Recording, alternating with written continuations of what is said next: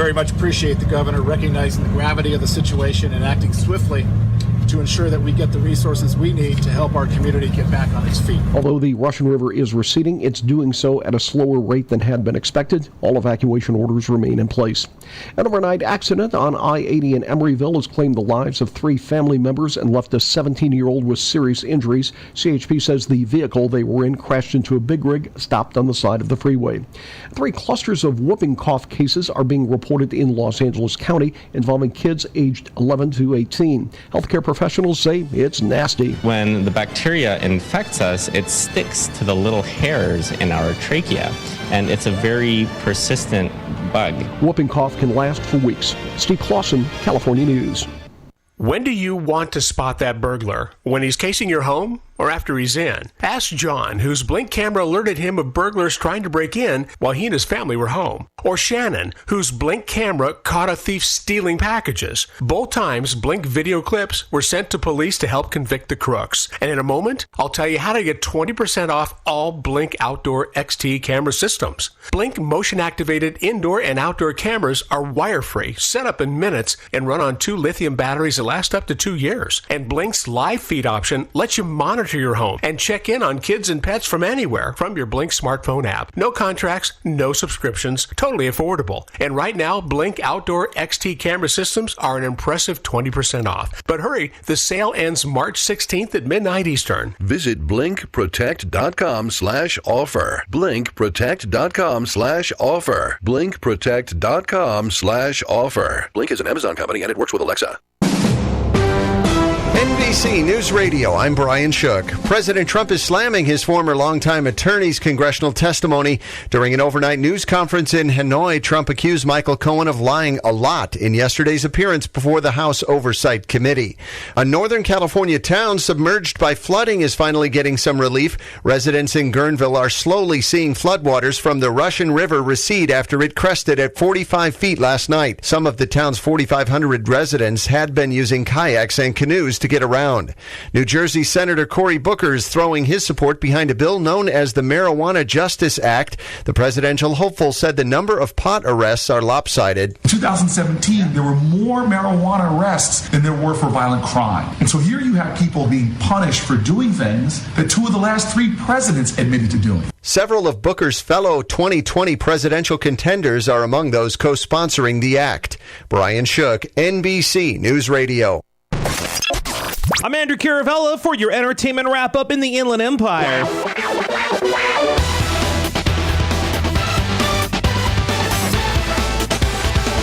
Have you heard of this? Looks like Disney is trying to buy out Warner Media's stake in Hulu. Now, as we already know, Disney owns a huge majority of Hulu. There's Disney at 30%, 20th Century Fox at 30%, which, fun fact, 20th Century Fox is actually owned by Disney. Comcast at 30%, and Warner Media at 10%. Now, like I just said, with Disney's acquisition of Fox tentatively coming to finalization within a month, acquiring the shares held by Warner Media would give the company 70% control over Hulu. Variety has reported that Disney and AT&T, who owns Warner Media, are currently in talks to sell off the shares. Now, as far as AT&T go, the Hulu resale may be the next step in moving investments toward Warner Media's upcoming productions and services, such as its own unnamed streaming service. Now in other news, kind of excited about this. I mean, who are we kidding? I'm like super excited about this. Star Trek Discovery has been renewed for season 3, but this time around, a new co-showrunner. According to The Hollywood Reporter, season 3 hasn't been given a return date, but the renewal arrives just after the show's sophomore season, which began on January 17th. Current showrunner Alex Kurtzman has been course-correcting the new Star Trek Discovery season after its initial first season following multiple delays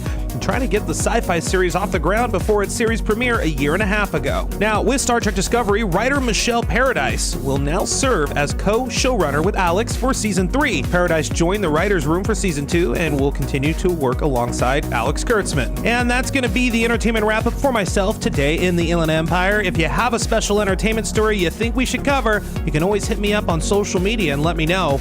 On Air Andrew, that's my handle, all social media. Find me and follow. For the entertainment wrap-up in the Inland Empire, I'm Andrew Caravella.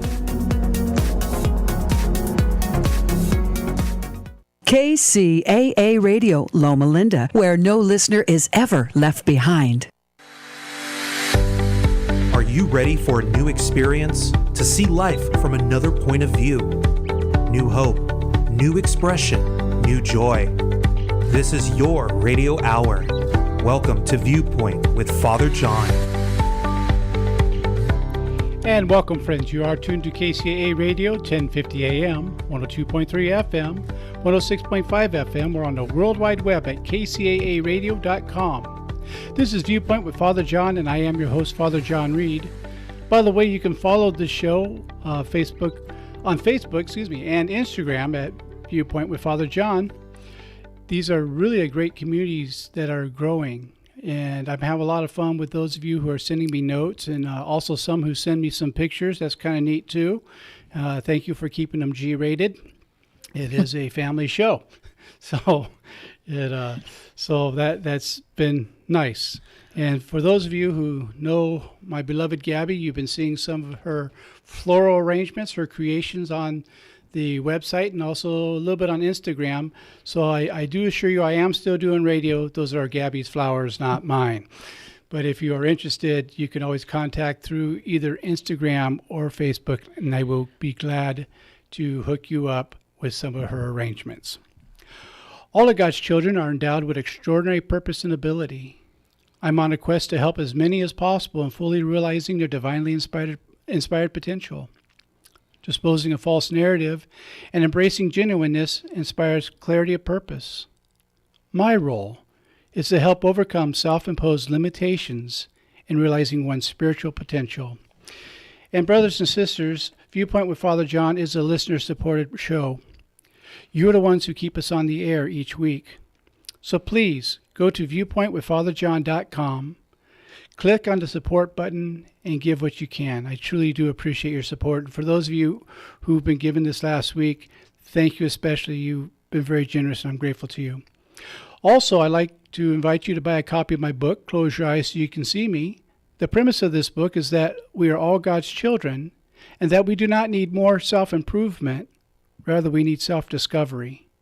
Close Your Eyes So You Can See Me is available on Amazon, Barnes & Noble, and most online bookstores. So get your copy today.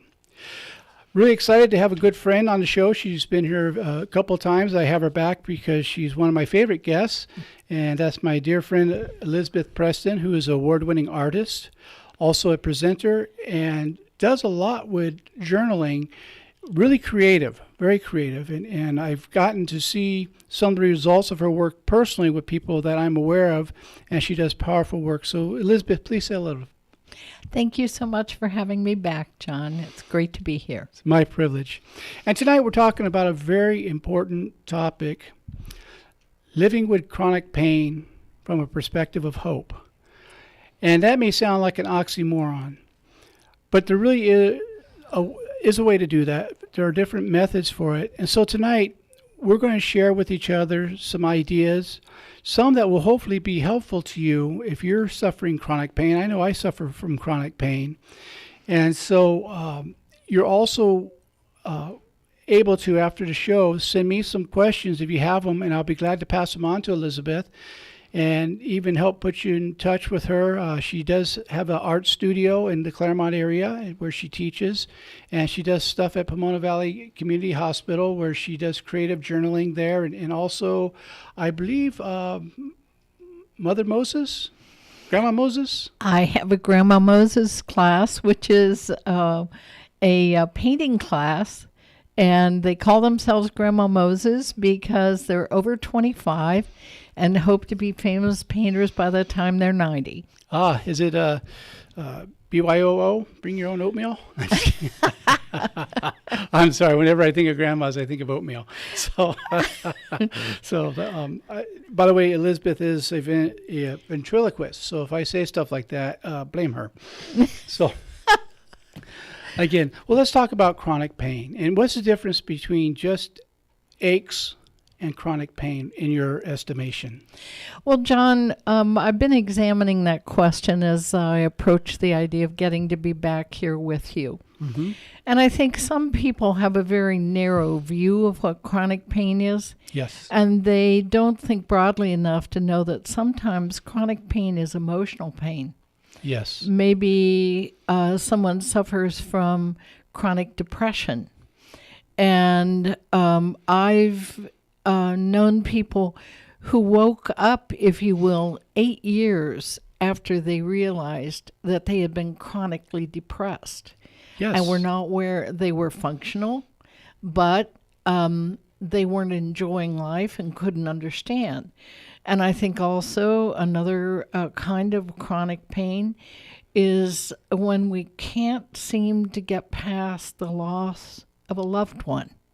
Very true. And part of the reason I'm bringing all those things together is because one of the things that I do a form of art therapy, expressive arts therapy, called creative journaling. Right. And in our use of creative journaling, what we've learned is that very often there is body-mind connection. Okay. That is tied to chronic pain, where it's a pain that you just can't seem to get past. And what we find is, for instance, this may sound funny, but if somebody says, oh, I have this chronic pain in my neck. Yes. And when we do the creative journaling and the expressive arts therapy around it, my question is, who is the pain in the neck? Is there someone in your life who perhaps you still have a grudge against, or they have a grudge against you? Very wise. It's interesting how the body can become a storyteller. And so there is a very definite, and the more we look into it, the more we find the body-mind connection is very deep. Yes. That's not to say that people like me who had a very serious car accident and went for 2 years misdiagnosed, right, not knowing that I had 2 bulging discs that needed attention. So I think the thing that we have to look out for is judging anybody who is having chronic pain and kind of having an attitude of, we'll get over it. Yes.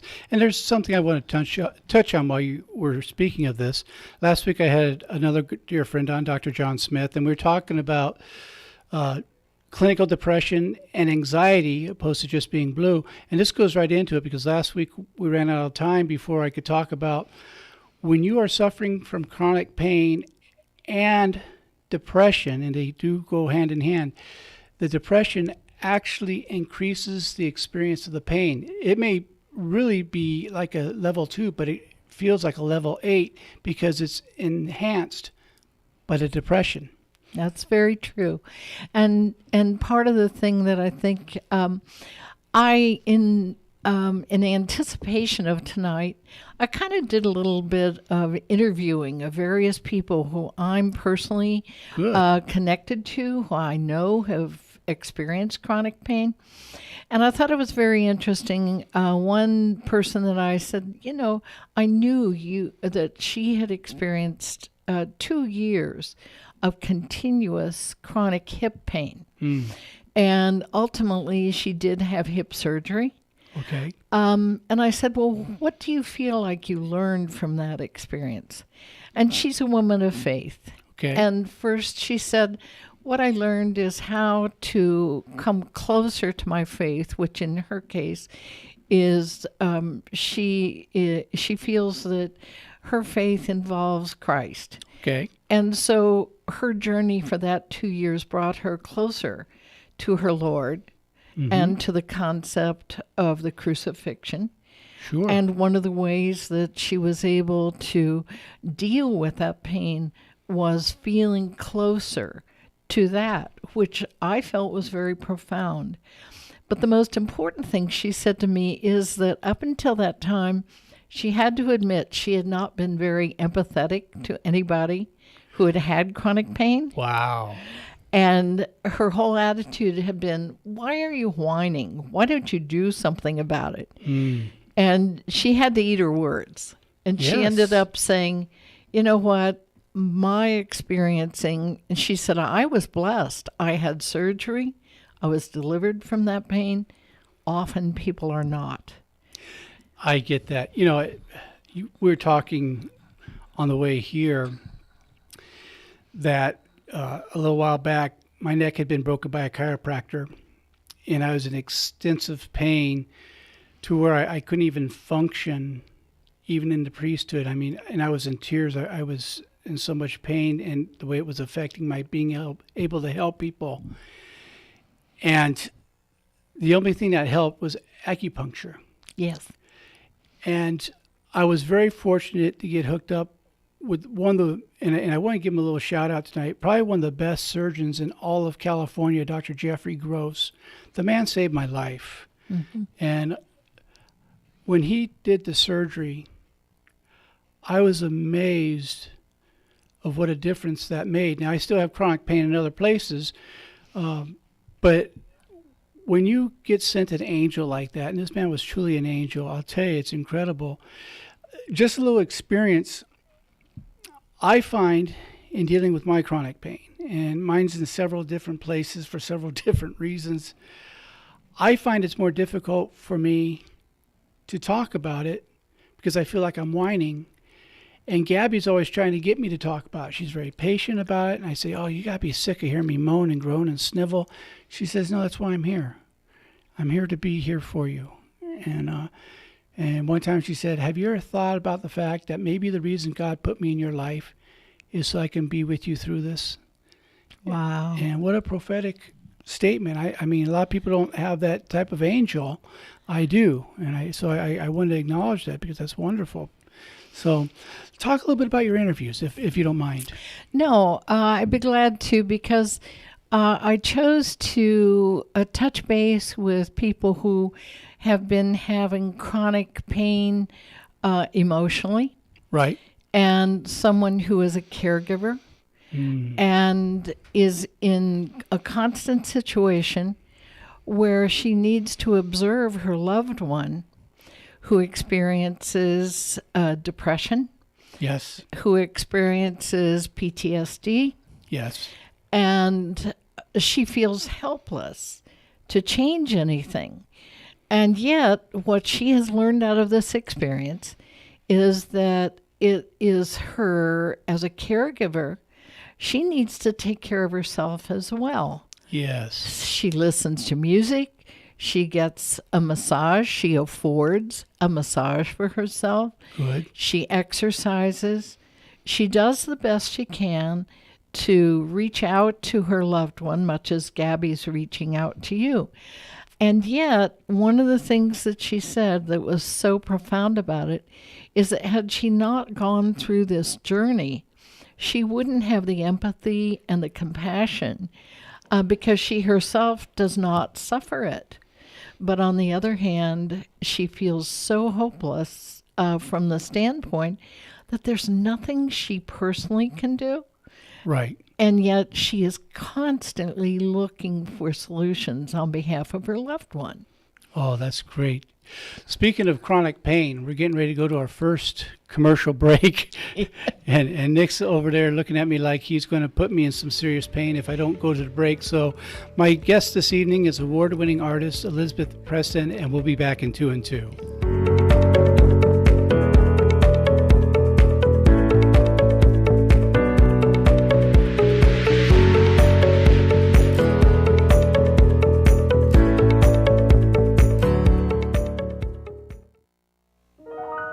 The loss of a loved one is one of the most challenging experiences in a person's life. It's hard to know where to turn to make your loved one's final arrangements.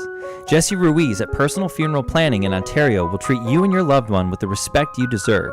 Jesse served in the Marine Corps in Desert Storm and understands what it takes to provide loyal, personalized, and empathetic service to those who need it most. The families of Michael Jackson, Brittany Murphy, Ed McMahon, and many others have trusted Jesse to provide them with the highest level of service and support. To work with Jesse, call 909-762-4027, 909-762-4027, or visit their website, www.4pfp.org. www.4pfp as in personalfuneralplanning.org. Jesse Ruiz and Personal Funeral Planning, veteran-owned and operated, helping you plan a personal, lasting tribute for your loved one. www.4pfp.org.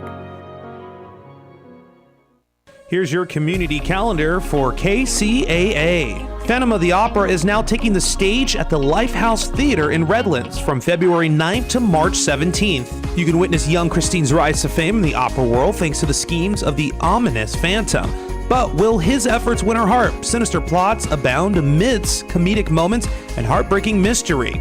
The Lifehouse Theater is located at 1135 North Church Street in Redlands. You can find tickets and more information at boxoffice.lifehousetheater.com. And that's a look at your community calendar for KCAA. If you're looking for a full or part-time sales position and you have radio, TV, or print media experience, KCAA has a great opportunity waiting for you that pays the highest commissions in the market. KCAA is the only station in the IE that broadcasts on 3 frequencies, so advertisers receive 3 ads for 1 low rate. This makes KCAA a must-buy for every local business. If you're interested in a sales position with us, email ceo@kcaaradio.com.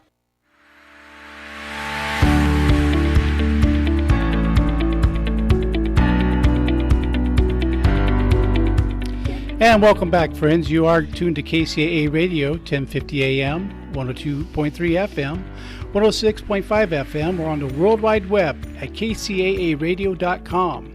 This is Viewpoint with Father John, and I am your host, Father John Reed. And again, I want to remind you that this is a listener-supported program. So if you're enjoying what you're hearing, please go to viewpointwithfatherjohn.com, and Father is spelled out, not abbreviated, and click on the support button and give whatever you're able to give. And also you can see about certain important programs that we have to get in contact with certain guests and such. So I try to post things up there for that.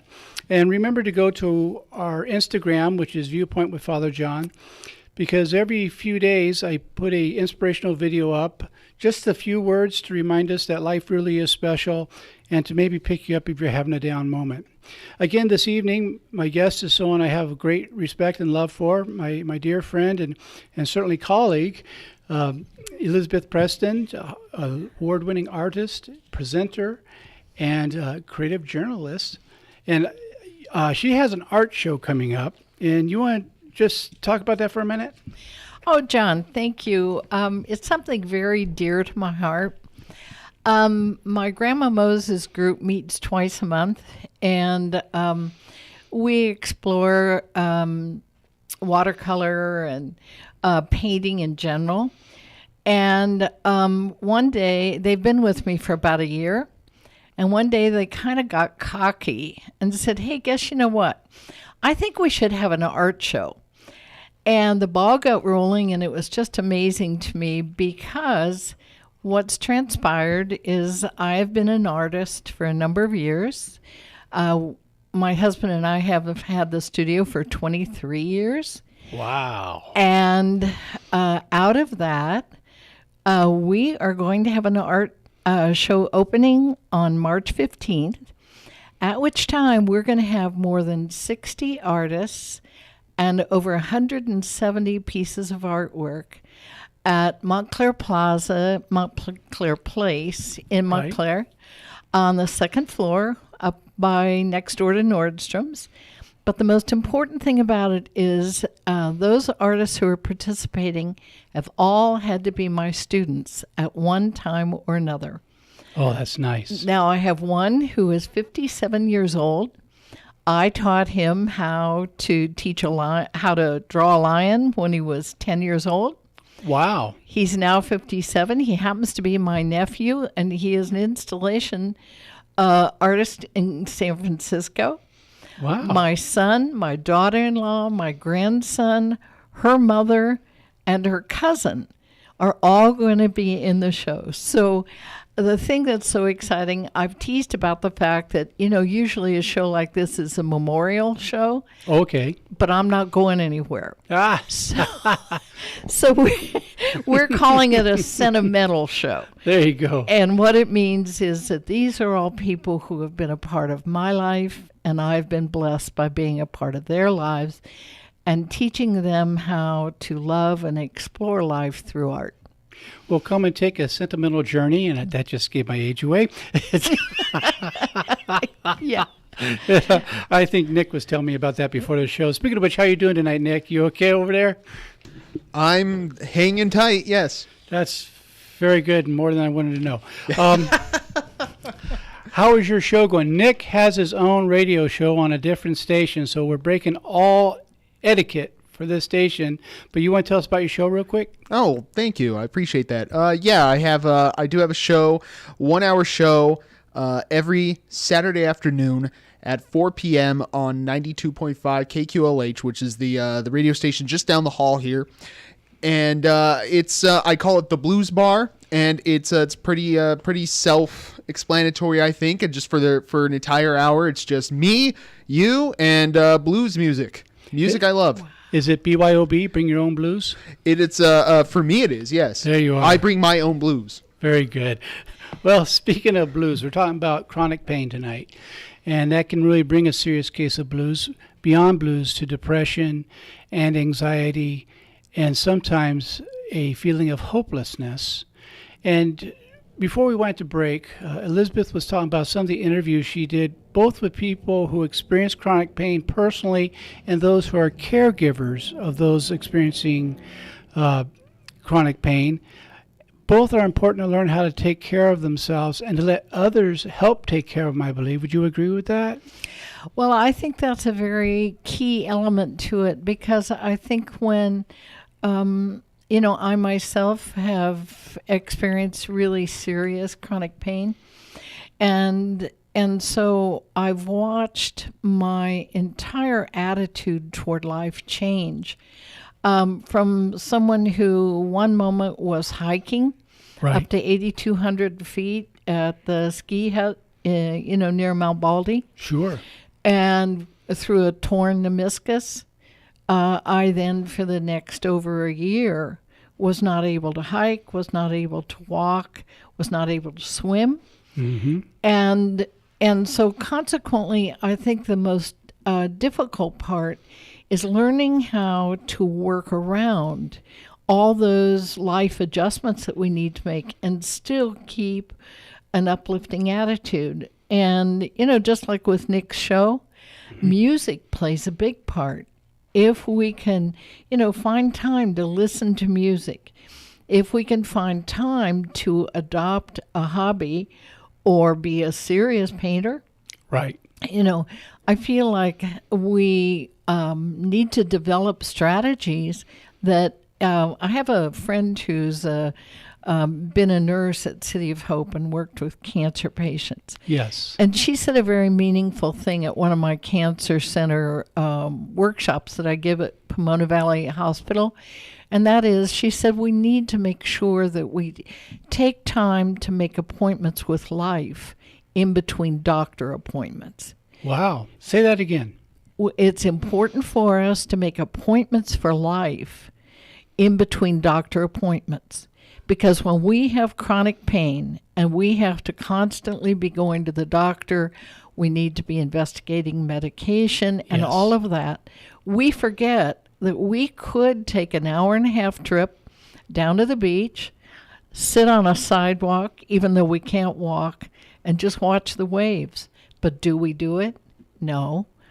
The concentration goes to the medical condition. That's absolutely true. And, it becomes very, I think it's almost, mesmerizing that we get caught up. It's not that anybody's going to judge us, but we judge ourselves too harshly. Oh, very well stated, yes. I know I've had to practice a little bit of what you're saying there. I have an annual pass to the Botanical Gardens in Claremont. That's my safe place. Yes. And there are times when I'm just overwhelmed with too many funerals, plus the chronic pain, and I have to force myself to go, even if it's just to spend an hour and go commune with the 400-year-old oak tree or go to where the redwoods are, because those are places that I'm able to really feel communed with nature. So what you're saying makes absolute sense. Well, I read a really interesting article, John, about ways that we can help ourselves. And I like to think of them as the C notes. We're back to music again. But one of those notes has to do with a contact. there's an expression that says, rarely do people who swim together, rarely do they drown. Why is that? Because somebody else is always around and is there to save them if they would go down. And so it's really important to reach out, even though we don't feel good, and make connections with people. And another C is catharsis. I know that as you can talk to Gabby, and there are times when my husband and I can, just kind of bare our souls to each other. Yes. And in that cathartic process, how do you feel today? Not so hot. There's an honesty that has to come forth. And so it's cathartic. But I think another aspect of that is being a person who's caring enough that people feel comfortable with us. Yes. And then they will share because they're not going to feel judged. And they know that, we're not going to give sympathy. You and I talked about that on the last show. Right. Sympathy is my way of saying, oh, I'm sorry you're having that problem. Right. That doesn't help the situation. Empathy is being present with the person. That's it, exactly. And feeling with them. And while you may not be experiencing the pain, you can really be present. And that helps carry during that side by side. So I agree with you 1,000%. I think very often just sitting and holding someone's hand. Yes. Reaching out and not saying, oh, I know how you feel. We don't know how. We don't know the depth of each other's pain. That's true. And so it seems to me another part of the C aspect of this is having to do with seeing, SEEING, that maybe there might be another way to approach our condition. I was astounded to find out there's over 61,000 clinical trials that are available to the public. Wow. But only 10% of the population accesses those. So there might be a cure. I have a friend who's now actively going to a hospital and having infusion treatments. Oh, okay. Okay, she didn't know about it. But then she found out that there were avenues that she could pursue. You had your angel. I had a doctor who did the surgery on my neck. I have a metal plate and 6 screws in my neck. I often wonder whether or not I've got a screw loose. But nicely done. He told me that I needed to take medication shortly after the surgery. Oh, yes. And I said, no, I don't want to do that. And he said, you don't understand. I'm the doctor, and I want you to take the medication because otherwise your body will memorize the pain. Right. And in what I do, I very often find out that people are unwilling to take the medication that would help them. And that's really too bad because if we have a reputable doctor and we have a dosage that will help us, or a pain management doctor who will help us, then, why should we memorize the pain? I want to take that just a little further down the avenue, if you don't mind. Sure. Some people run across others that tell them you shouldn't take that. People who are not schooled in medicine. Yeah. And have all these reasons. And if you take that, then you need to change this in your life and that. You just need to have more faith. You just need to pray more. Or, if you start juicing, you won't need this. Now, I have nothing against juicing. There are some certain benefits to it, but it's not a panacea. And so I get upset when I hear people tell other people that they ought not take that. Well, that's fine for you. You're not in pain. And if a doctor who went through all that schooling, passed their medical boards, and is licensed to prescribe this, says you need to take this, because I went through some of that. I didn't want to take pain medication, and the doctor explained to me too, on the other hand of it, that my body couldn't heal when I'm in that much pain. So that's exactly what the doctor had said to me. He said, no heroics. He said it's not necessary, and you're not going to give your body the rest that it needs in order to truly heal. Well, my spiritual director says something very wise in that direction. He also got on me and said, you need to take the medicine. And he said, and if you're worried about getting addicted to the medicine, give the bottle to Gabby and let her dole them out. Yes. And that way, there's a record, what you took, when you took, and you don't have to wonder about it. That's why you have someone in your life to help you. You have your angel.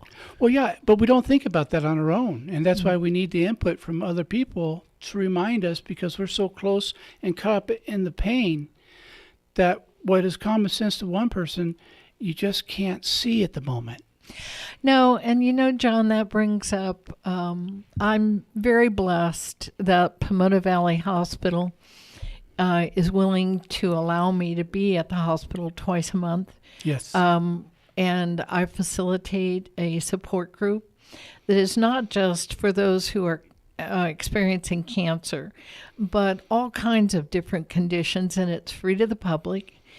And I'm twice blessed because I'm also trained in creative journaling. Right. Which is a process that was developed by Lucia Capacchione.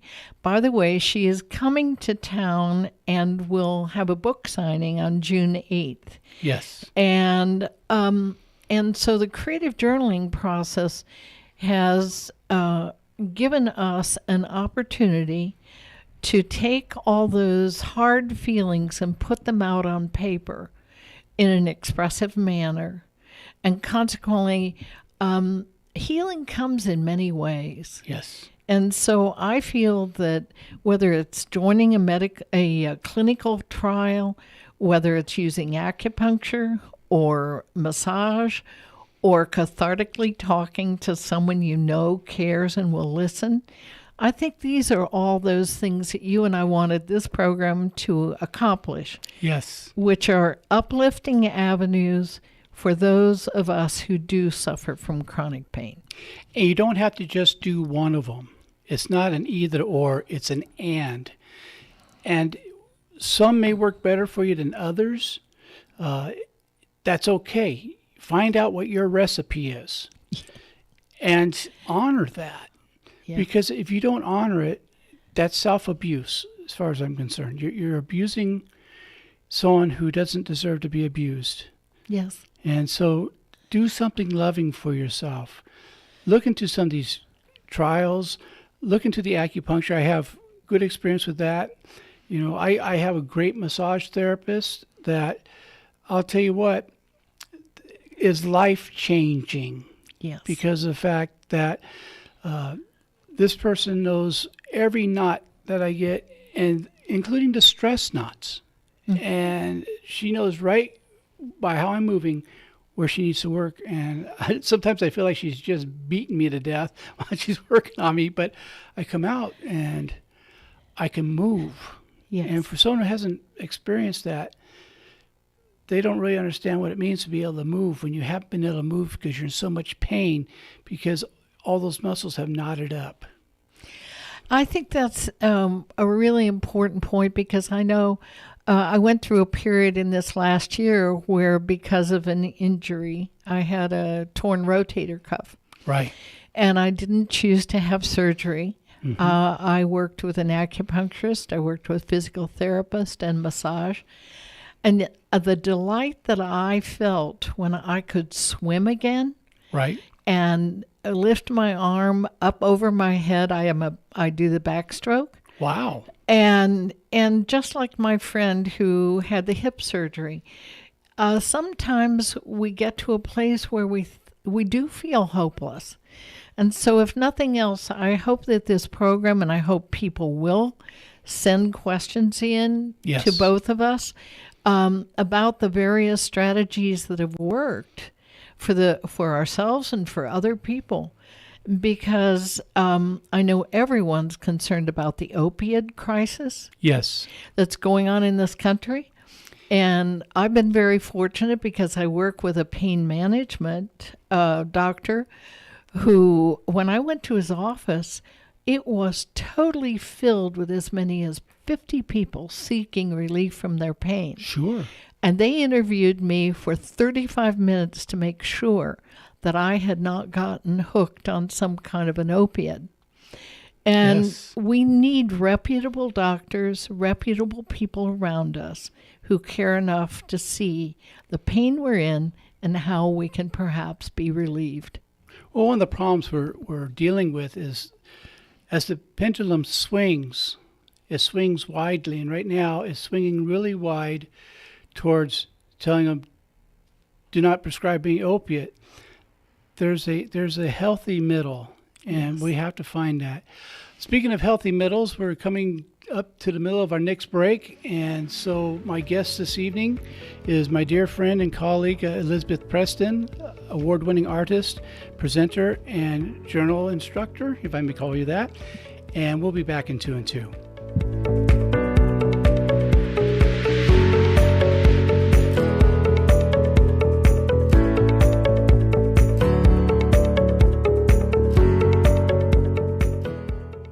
KCAA Loma Linda, 1050 AM, K292FQ Riverside, and K293CF Moreno Valley. The loss of a loved one is one of the most challenging experiences in a person's life. It's hard to know where to turn to make your loved one's final arrangements. Jesse Ruiz at Personal Funeral Planning in Ontario will treat you and your loved one with the respect you deserve. Jesse served in the Marine Corps in Desert Storm and understands what it takes to provide loyal, personalized, and empathetic service to those who need it most. The families of Michael Jackson, Brittany Murphy, Ed McMahon, and many others have trusted Jesse to provide them with the highest level of service and support.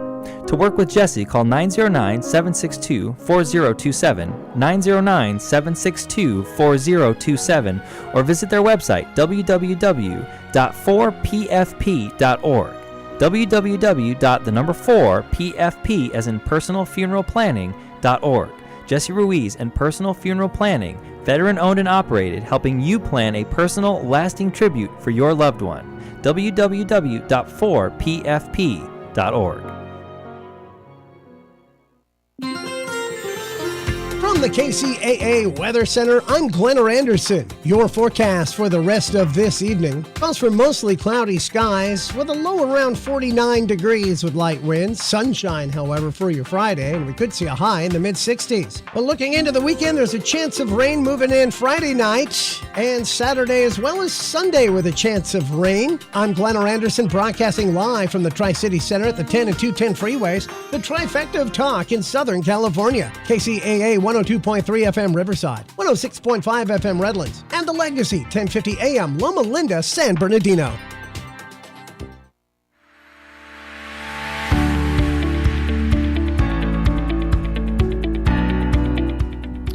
And welcome back, brothers and sisters. You are tuned to KCAA Radio, 1050 AM, 102.3 FM, 106.5 FM. We're on the World Wide Web at kcaaradio.com. This is Viewpoint with Father John, and I am your host, Father John Reed.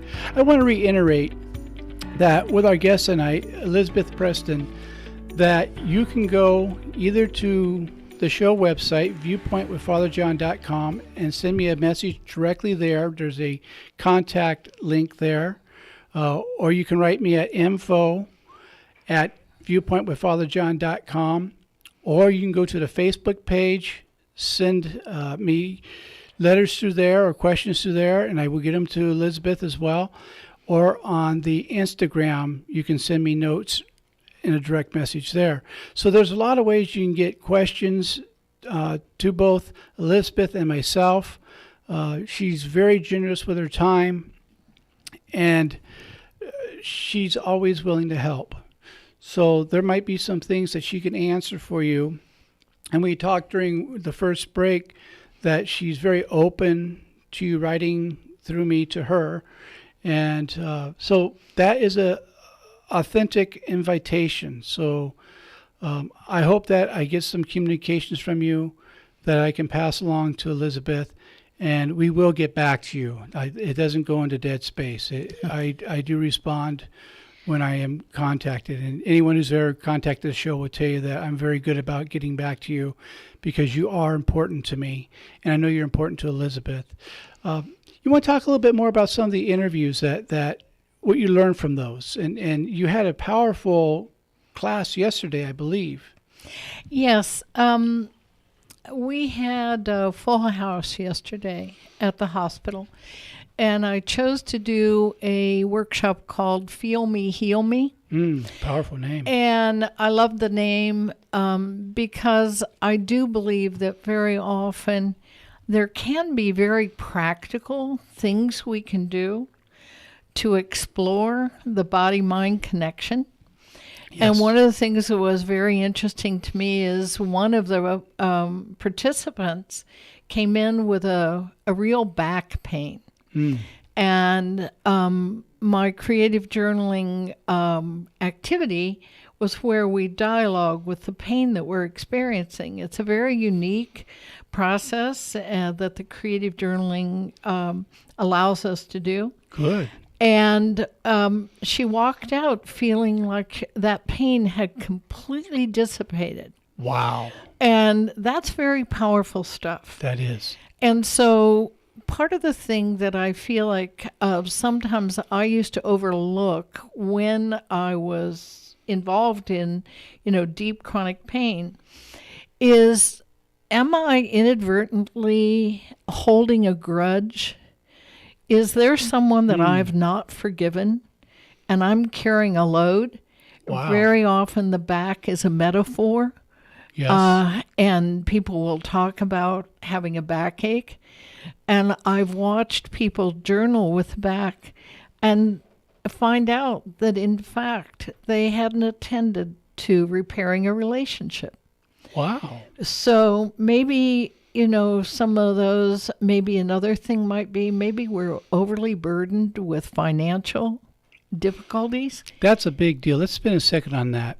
Okay. Because I don't think people understand that there's a real relationship between anxiety, depression, and pain and finances. That's true. When you are really worried about how are you going to pay the bills, and now you got to figure out how you're going to pay for medications, it can increase your level of pain by 3 or 4 notches. Yes. And it's a very real experience. And people say, don't let it bother you. That's not realistic. These are realistic fears and very important to get in touch with. And you're not bad for having financial fears. You're not a failure for that. All of us, particularly through the last recession we walked through, have had to go through financial fears and sometimes terror. Absolutely. And it affects our pain. So I didn't mean to interrupt you, but I thought that was important to follow a little bit because some people don't understand that that's a very real experience. No, I'm glad we explored it a little more deeply because at the hospital, I have literally had clients who are in the midst of their cancer journey. Right. And they're debilitated by chemo. Yes. They are worn out with radiation. Mm-hmm. And so they don't know when they're going to get back to work, if they're going to get back to work. Very often that is the thing that then, if you will, freezes them up. Yes. And so consequently we're frozen in fear. And yet there are agencies that we can go to for financial help, financial advice. Mm-hmm. And yet I think sometimes my pride gets in the way. Sure. I don't want to reach out and say, hey, I'm having a financial problem. Please help me with it. But one of the reasons that I'm so pleased with my own church is that our church, if you come through the doors of the church, part of the benefit of doing that is you become privy to some kind of being able to discuss what your overall life problems are and how they are affecting you. And so that brings me to the other piece of, I think, the benefit, if you will, of chronic pain. Okay. Is very often we find that we don't learn any other way than through pain. Okay. And so I think that when we can get to a place where we examine whether or not we have a faith point, whether or not we're willing to turn things over to the God of our understanding, right, whether or not we believe prayer really does work, Mm-hmm. then I think all of those things put together can lighten the load. Yes. And in saying that, it doesn't mean that if you have chronic pain that you don't have those things, but these are things that help you be able to coexist with the pain. That's it.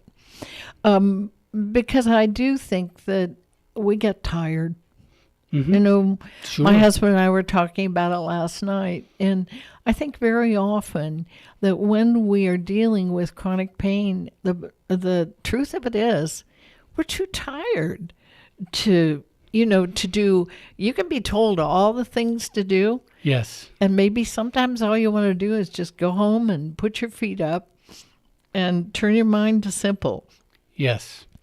But I also think along those lines, I'm a great believer in, I've loved the fact that you have discussed my involvement with art. Yes. Because I have something that one of my clients gave me that I absolutely love. It's a canvas, and on the canvas it says, "Art saves lives." Yes.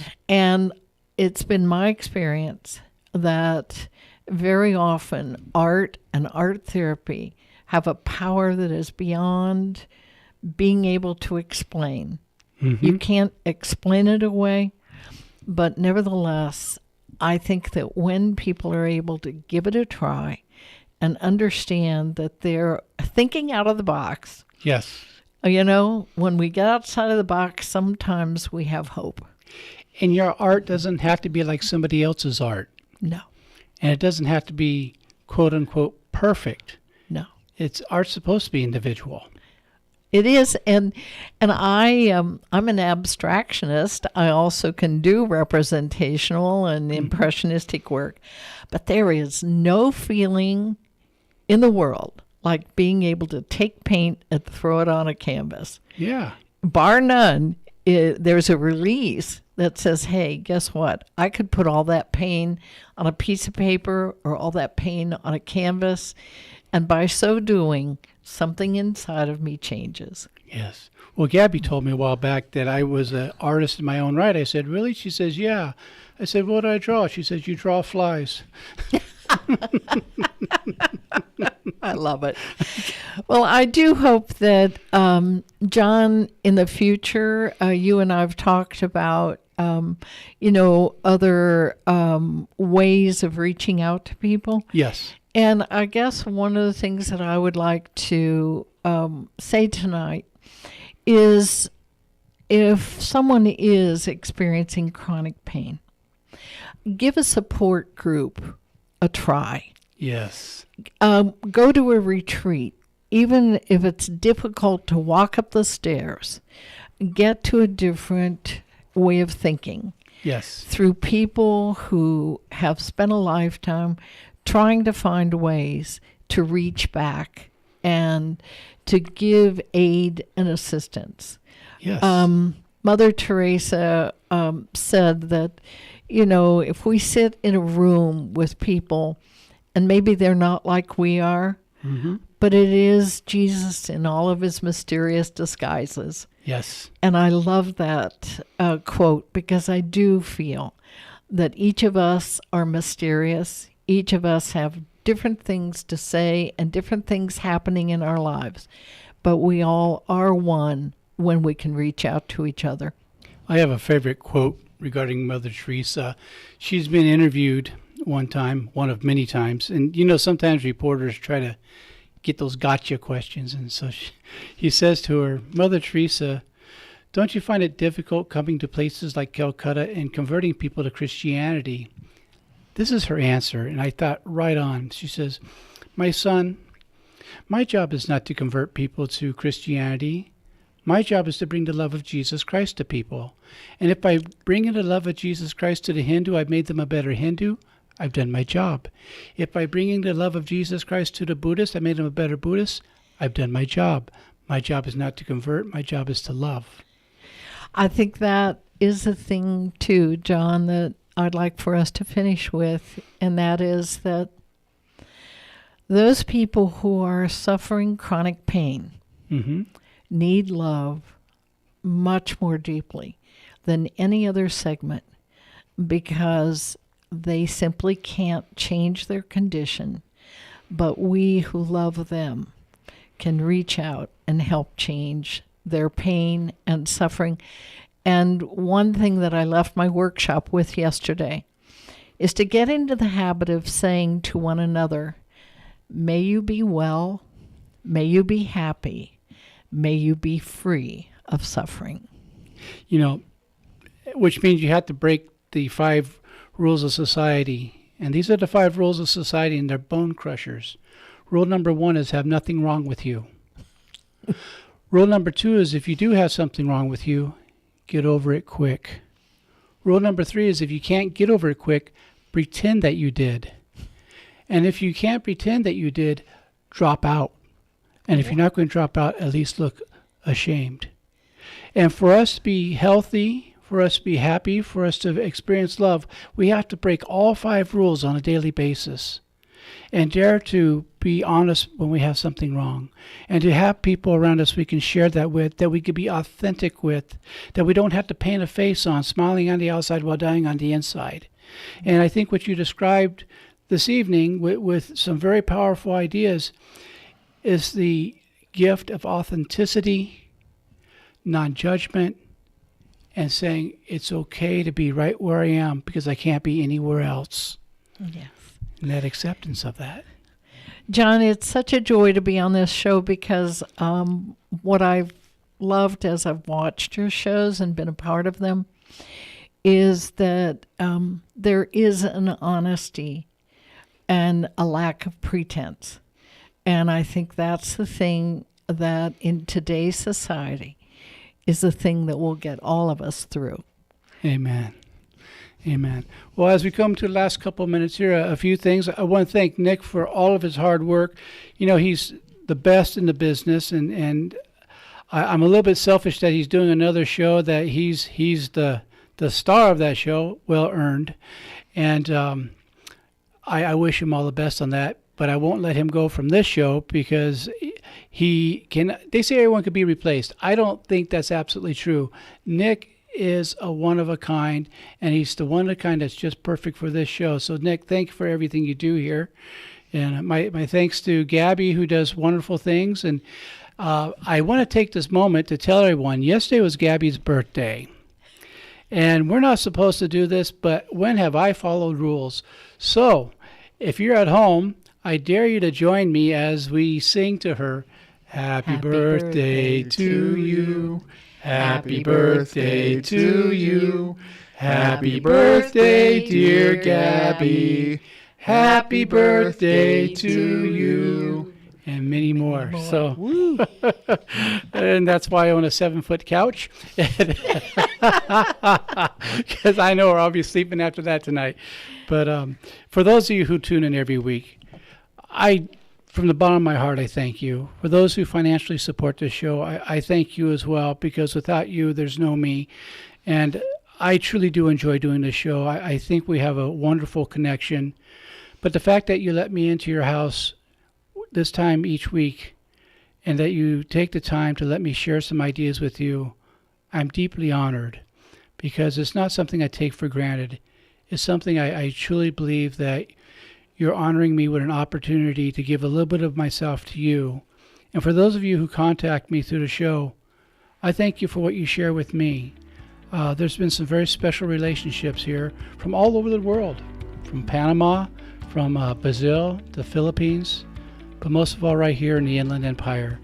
And if no one has told you this week that they love you, let me be the first. I look forward to our time together next week. God bless. God bless you.